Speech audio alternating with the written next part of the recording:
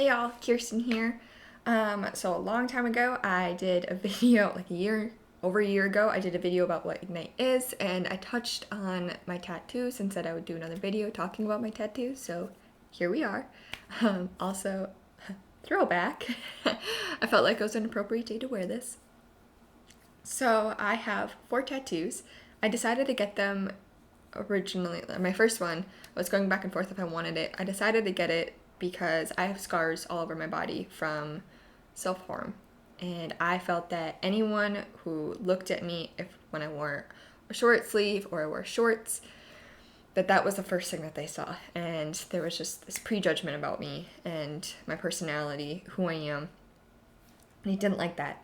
So I decided that I wanted to get tattoos to kind of relabel myself and have people ask about, or like, notice that instead of the scars, or both, and see my journey on my body pretty much.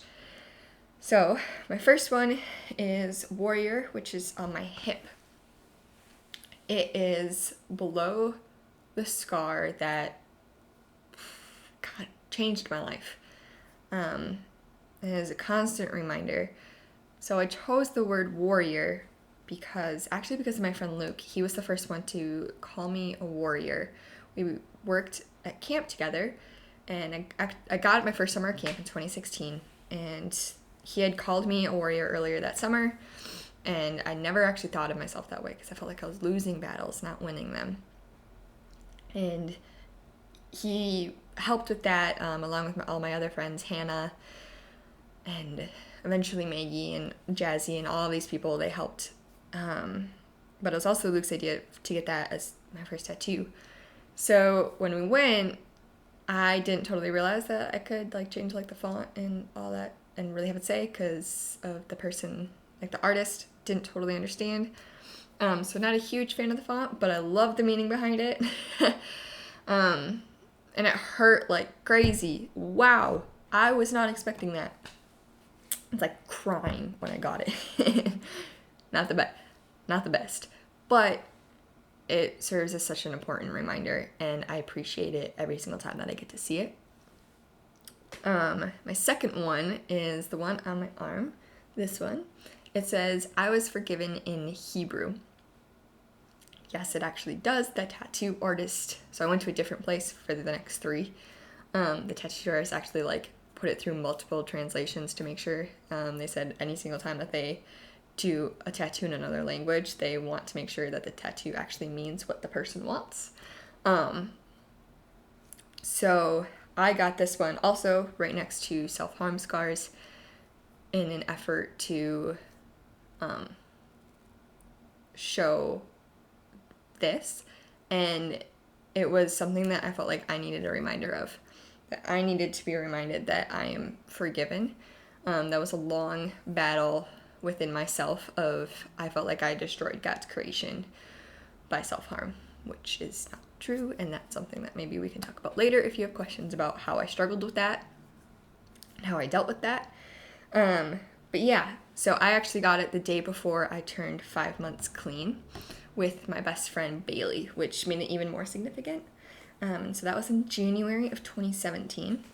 And then that summer I went back to camp and got my next 2. So my next one was the I Promise. This is actually in my handwriting too, which made it even more special that they let me do that. That is for my grandfather.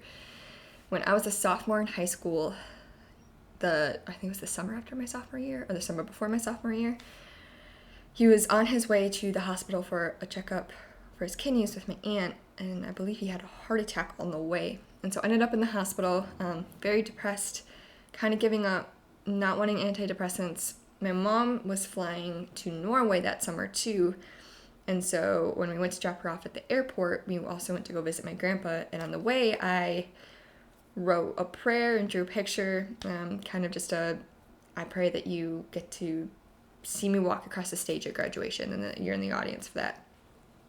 And a few days later he was released. He said that really lifted his spirits. So the next Christmas I was not doing great. My mental health was crap, and my grades were crap. it was not going well for me. And so he pulled me aside and said, if I have to fight to get to your graduation, then so do you. And it was kind of from there we both fought till graduation. It was kind of it was a promise between the two of us. He made it to graduation.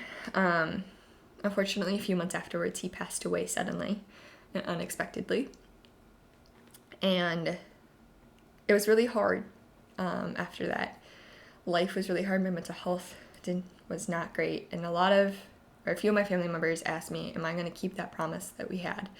Am I going to be able to come through this? I said yes, and in my head I decided that I was going to keep that promise to him, even though I had graduated, that like I was still going to fight.